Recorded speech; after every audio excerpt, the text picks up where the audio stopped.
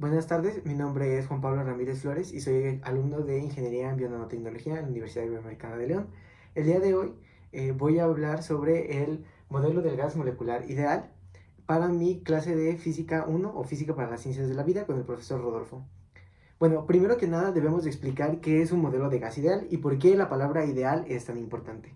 Esto se debe a que un modelo ideal solamente se trata cuando son cosas demasiado grandes, como el modelo rotacional o el modelo geocéntrico, que es el que explica cómo la Tierra gira, o el modelo heliocéntrico, que es el que gira, el que explica cómo la Tierra gira alrededor del Sol. Eso es un modelo ideal, y así como se utiliza para escalas muy grandes, también se utiliza para escalas chicas. Y como ya les notaron en el título, nosotros vamos a hablar de una escala muy pequeña, la cual es la escala molecular. Actualmente se conoce que la escala molecular está alrededor del por 10 a la 10 hasta el por 10 a la 12 en términos de tamaño. Siendo inclusive más pequeña que las bacterias, que los virus, que algunos de los virus y que inclusive algunos de los aparatos nanotecnológicos que tenemos en la actualidad. Bueno, es muy importante hablar que nuestro modelo de gas ideal, nuestro modelo de gas molecular ideal, solamente trata de una situación en específico, y es la teoría cinética, la cual explica el movimiento de las moléculas. Para imaginarnos un poco cómo es que trata de explicar este movimiento, nos vamos a imaginar una caja. En esa caja, supongamos que logramos quitarle todo el aire y todo el vacío, y vamos a insertar una pequeña molécula de lo que nosotros queramos. Una molécula de cobre, una molécula de lo que sea, plata, oro, lo que ustedes deseen. Dentro de esa caja y con esa molécula nos vamos a dar cuenta que esta molécula empieza a realizar ciertas acciones. Una de ellas es lo que Isaac Newton conocía como un ser isotrópico, o lo que lo clasifica como un ser isotrópico. Ser isotrópico significa que puede ir en cualquier lado, a cualquier dirección, en cualquier velocidad, como ella misma lo decía. Ahora, supongamos que metemos otra molécula de lo que nosotros queramos, pero de la misma situación, o inclusive de alguna otra, ¿por qué no? Poner un poco de sal, o sea, de cloruro de sodio, juntando el cloruro y el sodio, o algo así. Una vez más que empecemos a juntar esas dos moléculas, nos vamos a dar cuenta que ambas, al ser isotrópicas, empiezan a chocar constantemente con ellas. Esta es una de las características, uno de los componentes físicos y características de su comportamiento de este componente físico, que son las colisiones. Primero entre ellas y posteriormente, así como el hecho de chocar dos personas las lleva hacia el otro lado, y como gracias a la tercera ley de Newton conocemos que cada acción tiene una reacción, del mismo modo, al chocar ellas mismas van a generar un rebote de la misma magnitud, la cual las va a llevar a chocar contra las paredes. Esos son nuestros dos principales características de nuestro comportamiento de este componente físico, que es el único que tenemos, es decir, una molécula. Ahora, es muy importante que al hablar de nuestro modelo molecular ideal, nosotros vamos a empezar a hablar de diferentes cosas. Como ya habíamos visto anteriormente en el curso de Física 1, para hablar nosotros del choque de las moléculas con cualquiera de las situaciones, hablábamos del momento. El momento se define como P y está dado por la masa y la velocidad. Ahora, la masa y la velocidad en ambos casos son negativas de este. ¿Por qué? Porque a la hora de chocar y irse hacia el otro lado están generando un contrarresto de peso, o es decir, son negativas. A la hora de hablar de varios números de moléculas, nosotros vamos a poner que son otra molécula, ¿no? Y vamos a tomar con esta. Entonces, el cambio en el momento se va a deber a 2, o bueno, a menos 2, porque es negativo el momento, recuerden. La velocidad por la masa del objeto. En este caso vamos a llamar a la velocidad a la masa M0 o MO, porque es la masa inicial, y a la VI, porque es la V de velocidad del movimiento. Ahora, como nosotros también conocemos, el momento también está dado por la fuerza y el tiempo a través de una multiplicación. Y el tiempo lo podemos relacionar con la velocidad, de manera que es la distancia entre velocidad es igual a tiempo. Ahora, se preguntarán, ¿de dónde sale este 2? Bueno, este 2 nace de este mismo 2. Acuérdense que hipotéticamente estamos viendo solamente el movimiento de dos moléculas para tratar de ir de un sistema más básico a uno más complejo, que es con lo que terminaremos este video. De esta manera podemos sustituir nuestra V al despejarla, VI, aquí voy a poner VI, perdón, de manera que sabemos que la distancia está la velocidad está en base a la distancia sobre el tiempo. Y sustituyendo esto en nuestra fórmula general, nos vamos a dar cuenta de la siguiente relación. El cambio en el momento está dado por 2 veces la masa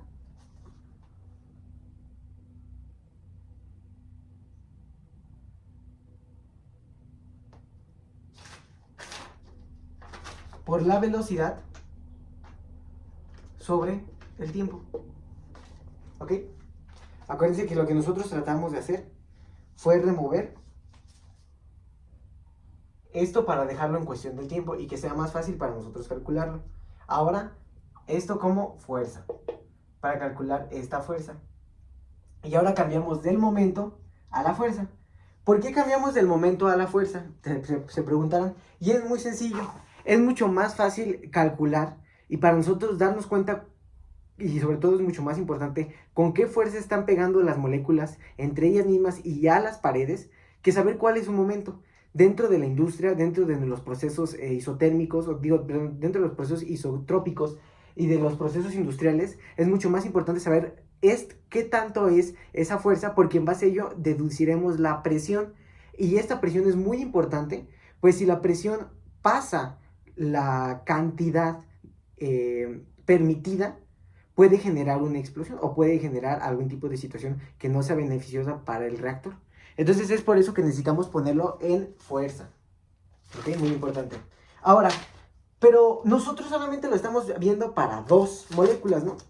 Muy importante eso. Y es que al final, como ustedes pues a lo mejor se preguntarán, 2 moléculas son pues 2 moléculas nada más, ¿no? O sea, ¿a mí de qué me sirven 2 moléculas?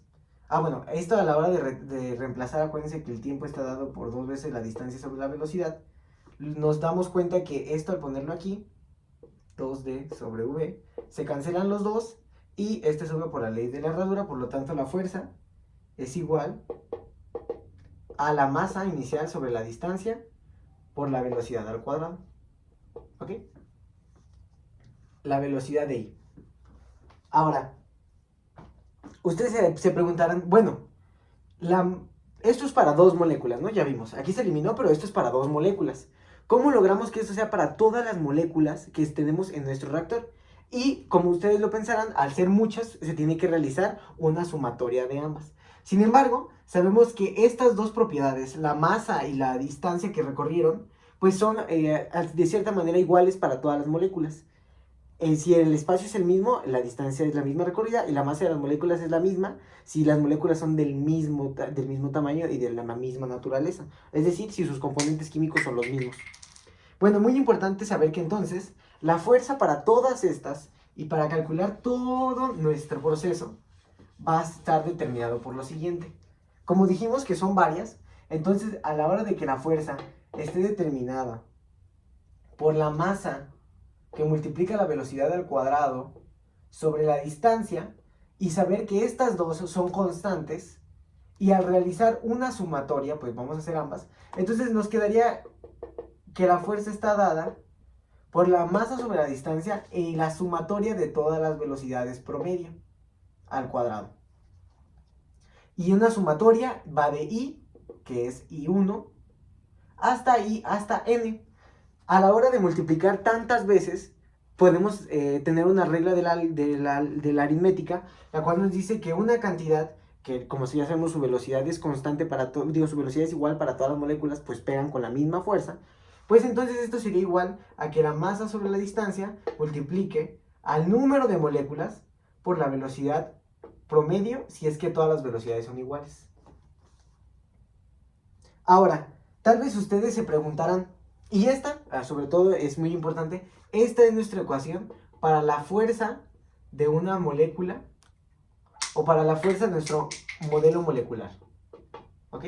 La fuerza es igual a la masa sobre la distancia por el número de moléculas por la velocidad al cuadrado. Ahora, ustedes se preguntarán, pero si una molécula va en 3 direcciones, ¿cómo es posible que nosotros tengamos una velocidad promedio. Y esto se explica de manera fácil. En un eje X, Y y Z, donde X es el de las abscisas y el de las coordenadas y Z el que sale a tercera dimensión, a la hora de que nosotros tengamos 3 dimensiones para nuestra molécula, suponiendo que está aquí, debemos de recordar que a la hora de ser una velocidad que va desde todos lados, entonces la velocidad que ejerce es igual hacia cualquier situación. Es decir, la velocidad total es igual a la velocidad en X, más la velocidad en Y, más la velocidad en Z, donde Bx, By, Z y B son lo mismo. Es decir, By es igual a Bx y es igual a Bz.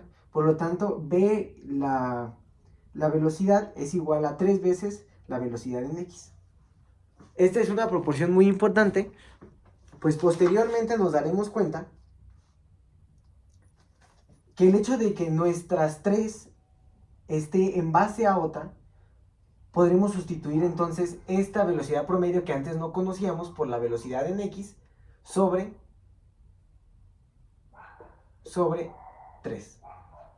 ¿Ok? Y completar ahora sí nuestra fórmula.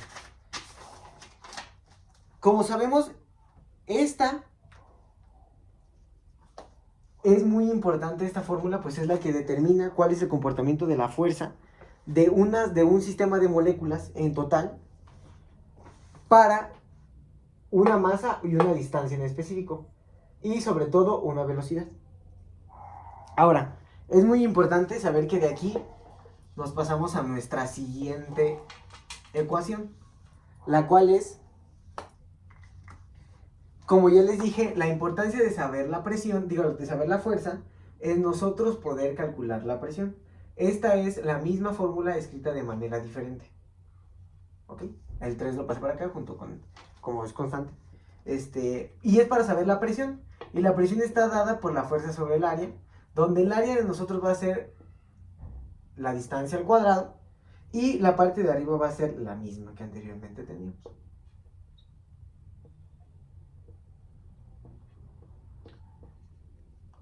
Siendo esta la ley de la herradura, tenemos que queda de la siguiente manera.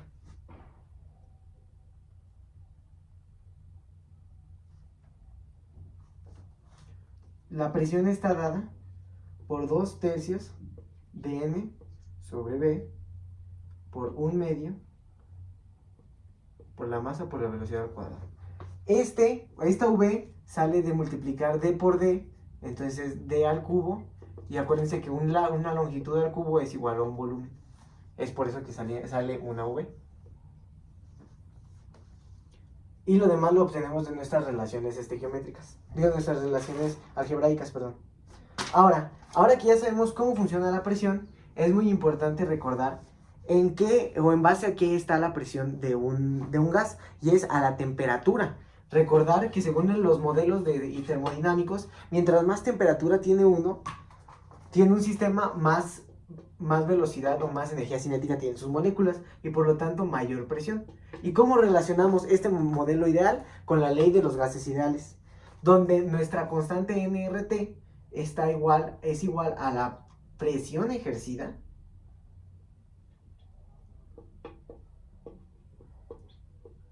la velocidad al cuadrado una vez que despejamos la P. La V se cancela con la otra V, no sé si se acuerdan de ella.